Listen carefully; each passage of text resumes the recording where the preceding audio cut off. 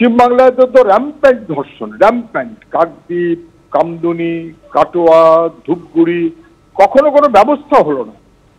সরকার বুঝিয়ে দিল যে রেপিস্টদের জন্য এটা মুক্ত রাজ্য, কোনো কিছু হবে না। এবং এইটা করতে করতে সরকারি শিক্ষা প্রতিষ্ঠান, এখন তো কেন্দ্রীয় সরকারি শিক্ষা প্রতিষ্ঠান, আইআইএম, জোকা, মানে মান সম্মান বলে কিছু থাকবে না। যেমন ইনস্টিটিউটের মান সম্মান থাকবে না, তেমন বঙ্গবাসী আমাদেরও তো অস্বস্তির ব্যাপার, কোনো সন্দেহ নেই। আমি জানি না সরকার অন্তত এক্ষেত্রে, আগেরগুলো নয় রাজ্য সরকারের সংস্থা, এটা তো কেন্দ্রীয় সংস্থা। এবারে কি রাজ্য সরকারের মুখ্যমন্ত্রী মুখ খুলবেন যে কেন্দ্রীয় সরকারি সংস্থায় কেন রকম হচ্ছে? সাউথ ক্যালকাটা ল কলেজের পর এবার আইআইএম জোকার বয়েজ হস্টেলে ধর্ষণের অভিযোগ। দ্বিতীয় বর্ষের ম্যানেজমেন্ট পড়ুয়ার বিরুদ্ধে ধর্ষণের অভিযোগ উঠেছে। ওই পড়ুয়াকে গ্রেফতার করেছে হরিদেবপুর থানার পুলিশ। নির্যাতিতা অভিযোগ করেছেন কাউন্সেলিং সেশনের সুযোগের নাম করে তাকে ডাকা হয়েছিল। বয়েজ হোস্টেলে ঢোকার পর সেখানে ভিজিটার্স বুকেও সই করতে দেওয়া হয়নি। নিজের প্রভাব খাটিয়ে ভিজিটার্স বুকে সই করতে দেয়নি অভিযুক্ত। আর এই গোটা ঘটনায় যে প্রশ্নগুলো উঠে আসছে তা হলো দেশের অন্যতম সেরা শিক্ষা প্রতিষ্ঠানে ধর্ষণের অভিযোগ। কসবা ল কলেজের পর এবার জোকা আইআইএম এ ধর্ষণ। কসবায় ধর্ষণের অভিযোগে গ্রেফতার হয়েছিলেন প্রাক্তন ছাত্র, আর জোকা আইআইএম এ ধর্ষণের অভিযোগে প্রতিষ্ঠানে পড়ুয়ার বিরুদ্ধেই অভিযোগ উঠছে। ভিজিটার্স বুকে এন্ট্রি ছাড়াই কিভাবে তরুণীকে নিয়ে যাওয়া হলো বয়েজ হোস্টেলে? হোস্টেলে ধর্ষণের অভিযোগ, কোথায় ছিলেন নিরাপত্তা রক্ষীরা? ধর্ষণে একজন জড়িত নাকি জড়িত একাধিক ব্যক্তি? এই প্রশ্নগুলো উঠছে। আমাদের প্রতিনিধি পার্থপ্রতিম ঘোষ রয়েছেন আমাদের সঙ্গে, সরাসরি চলে যাব। পার্থপ্রতিম, কি ঘটেছিল? নির্যাতিতা ঠিক কি অভিযোগ করেছেন? বিষয়ে জানানো হয়েছে যে সেটি হচ্ছে, এইটা হচ্ছে আইআইএম ক্যালকাটা অর্থাৎ জোকায় যেটা অবস্থিত, এবং সেই আইআইএম জোকাতে সেখানে কিন্তু একেবারে নির্যাতনের ঘটনাটি ঘটেছে। একেবারে ভয়ঙ্কর যে অভিযোগ হচ্ছে যে শিক্ষা প্রতিষ্ঠানের মধ্যে নির্যাতনের অভিযোগ। আমার সহকর্মী দীপ্তনী চক্রবর্তী যে ছবি তুলে ধরছে, এটা হচ্ছে দেখো, কেউ যদি বাইরে থেকে আসে তার জন্য যে ভিজিটার বুক এখানে রাখা থাকে এবং সেই মতো সেই ভিজিটার বুকে সাইন করে ভেতরে প্রবেশ করে। কিন্তু অভিযোগ হচ্ছে সেটি হচ্ছে নির্যাতিতা যখন এখানে আসেন, আসার পরে যে অভিযুক্ত সে তাকে কিন্তু ভিজিটার বুকে সই করায়নি, তাকে ভেতরে নিয়ে চলে যায় এবং তার পরবর্তীকালে একেবারে সোজা যে জায়গায় আমরা দাঁড়িয়ে রয়েছি, এটা হচ্ছে আইআইএম জোকার যে ক্যাম্পাস, সেই ক্যাম্পাসের ঠিক গেটের বাইরে দাঁড়িয়ে রয়েছি। এখান থেকে একেবারে সোজা যে ক্যাম্পাস, যারা নিরাপত্তা রক্ষীরা রয়েছেন তারা বলছেন সব জায়গায় নিরাপত্তা রক্ষীরা সেখানে থাকে।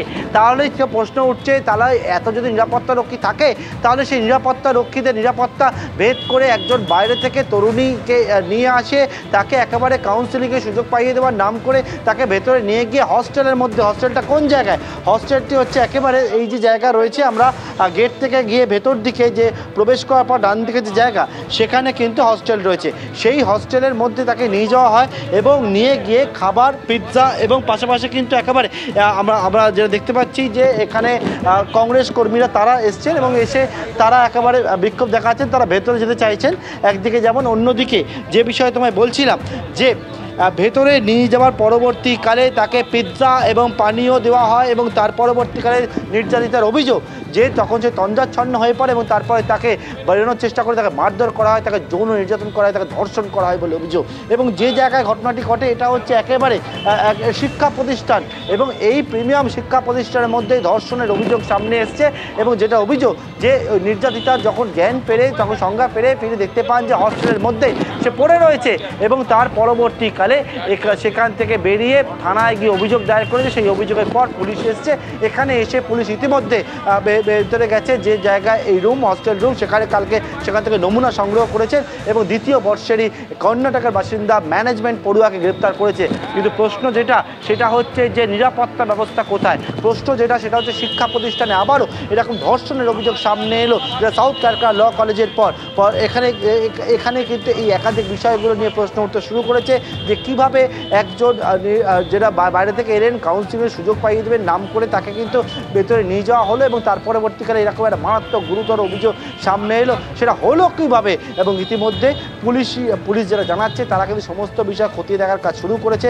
ঘটনার পিছনে যে পরিকল্পনা ছিল সেটা স্পষ্ট হয়েছে, কারণ যেহেতু যেটা অভিযোগ রয়েছে যে একেবারে খাবার খাওয়ার পরে তন্ত্রচ্ছন্ন হয়ে পড়ে, মানে খাবারে কিছু মিশিয়ে দেওয়া হয়েছিল, এবং সেক্ষেত্রে থেকে কিন্তু একেবারে তদন্তকারী মনে করছেন পূর্ব পরিকল্পনা করে শিক্ষা প্রতিষ্ঠানের পূর্ব পরিকল্পনার কথা উঠে আসছে। পার্থপ্রতিম, তুমি আমাদের সঙ্গে থাকো। পুলিশি তদন্ত এখন কোন পর্যায়ে রয়েছে জানবো। চলে যাব সরাসরি আমাদের প্রতিনিধি ময়ূক ঠাকুর চক্রবর্তীর কাছে। ময়ূক, দেখো, আর অল্প কিছু সময়ের মধ্যেই এই অভিযুক্ত দ্বিতীয় বর্ষের ম্যানেজমেন্ট পড়ুয়া তাকে নিয়ে হরিদেবপুর থানার পুলিশ আধিকারিকরা আলিপুর কোর্টে যাবেন। রিমান্ড যেটা তৈরি করার প্রক্রিয়া সেটা পুলিশের তরফ থেকে তৈরি হচ্ছে এবং পুলিশ আধিকারিকরা নিজেদের কাস্টাডির জন্য প্রেয়ার দেবেন, এমনটাই পুলিশ সূত্রে খবর। গোটা ঘটনার সূত্রপাত গতকাল অভিযোগকারিণী তরুণী তিনি প্রথমে ঠাকুরপুকুর থানায় এবং পরবর্তী ক্ষেত্রে হরিদেবপুর থানায় অভিযোগ করেন এবং অভিযোগ করে যেটা তিনি জানান যে এই ম্যানেজমেন্ট পড়ুয়ার সঙ্গে তার পরিচয় হয়, সে তাকে কাউন্সিলিং এর কথা বলে ডাকে এবং ডাকার পর তাকে হস্টেলের মধ্যে নিয়ে গিয়ে কলেজ ক্যাম্পাসের মধ্যে নিয়ে গিয়ে হস্টেলে গিয়ে তার উপর শারীরিক নির্যাতন চালায় এবং এই শারীরিক নির্যাতন চালানোর আগে তাকে পিৎজা জাতীয় কোনো খাবার খেতে দেওয়া হয়েছিল, যেটা খাওয়ার পর ড্রাউজি হয়ে যায় এই অভিযোগকারিণী এবং তারপর এই যাবতীয় ঘটনা ঘটে। কিন্তু কয়েকটা জিনিস নিয়ে প্রশ্ন উঠছে। সেকেন্ড ইয়ারের ম্যানেজমেন্ট পড়ুয়া তিনি, তাকে ধর্ষণের অভিযোগে পুলিশ আধিকারিকরা গ্রেফতার করলেন। ঘটনাস্থল কলেজেরই মধ্যে হোস্টেল, যেখানে আইআইএম এর মতো একটা প্রিমিয়াম ইনস্টিটিউট, যেখানে প্রত্যেকটা জায়গায় সিসিটিভি ক্যামেরা রয়েছে, বাইরে নিরাপত্তা রক্ষীরা রয়েছে, বাইরের লোকেরা ভেতরে ঢোকার ক্ষেত্রে একাধিক নিয়ম রয়েছে। সেখানে একজন ম্যানেজমেন্ট পড়ুয়া কিভাবে এই অভিযোগকারিণী তরুণীকে তাকে নিয়ে কলেজের মধ্যে এলেন? Number one. নাম্বার টু হচ্ছে কলেজের হোস্টেলে তো আরও পড়ুয়াদের থাকার কথা, সেখানে বাকি পড়ুয়ারা কেউ প্রতিবাদ করলো না কেন? তারা কেন এই অভিযোগকারিণীকে বাঁচালো না? কেন এই অভিযুক্তর হাত থেকে তাকে রক্ষা করলো না? এই জিনিসগুলোও কিন্তু প্রশ্ন উঠছে যে তাহলে কি বাকিদের আড়াল করে গোটা ঘটনা ঘটেছে, অর্থাৎ বাকি পড়ুয়ারা বুঝতেই পারেননি এই গোটা ঘটনা, এবং সেটাকে আদৌ সম্ভব? নিরাপত্তা রক্ষী থেকে কোনো পড়ুয়া কেউ কিছু বুঝতে পারলেন না? পুলিশের যেটা বক্তব্য যে এই গোটা ঘটনায় তারা কমপ্লেন তো পেয়েছেন, কিন্তু তারা একাধিক ব্যক্তিকে জিজ্ঞাসাবাদ করবেন। এই আইআইএম ক্যালকাটার যারা নিরাপত্তা রক্ষী তাদের তো জিজ্ঞাসাবাদ করা হবেই। হোস্টেলের যিনি সুপার রয়েছেন, হোস্টেলের নিরাপত্তার দায়িত্বে যারা রয়েছেন, গেটের ডিউটিতে যারা রয়েছেন, প্রত্যেকের সাথে পুলিশ আধিকারিকরা আলাদা করে ডেকে কথা বলবেন। এবং ইতিমধ্যেই ধর্ষণের ধারায় মামলা রুজু হয়েছে। এর পাশাপাশি এই ধর্ষণের আগে কিছু খাবার খাওয়ানো হয়েছিল, যার জন্য ওই কমপ্লেনেন্ট অভিযোগকারিণী তিনি ড্রাউজি হয়ে গেছিলেন, ফলত সেই সেকশনও কিন্তু অ্যাড করা আছে। আর অল্প কিছু সময়ের মধ্যেই কোর্টে ফরওয়ার্ড করা হবে। বেশ কিছু প্রশ্নের উত্তর এখনো তদন্তকারী আধিকারিকরা খোঁজার চেষ্টা করছেন এবং ঠিক সেই কারণেই তারা অভিযোগকারিণীর সঙ্গে কথা বলছেন এবং এর পরবর্তী ক্ষেত্রে অভিযোগকারিণীর গোপন জবানবন্দির যে প্রসেস সেটাও পুলিশের তরফ থেকে ইনিশিয়েট করা হবে, এমনটি জানা যাচ্ছে।